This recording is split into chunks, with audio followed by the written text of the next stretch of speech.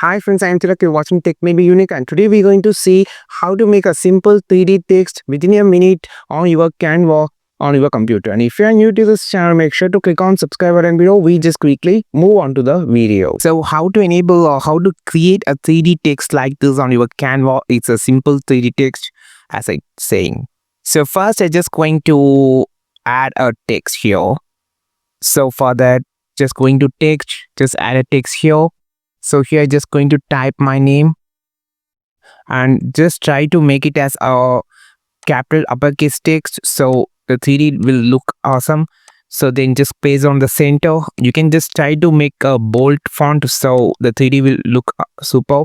Click on the effect option. After that, you have this option called shadow. Click this, and now you just need to adjust the transparency to like this.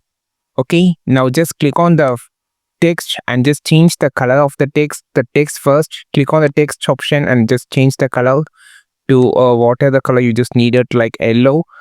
Then I just going to click on the effect again. Now I just going to change the direction. You can see how it's look like. It's a simple 3D. You can just change the offset and also the direction, which really have the look like 3D.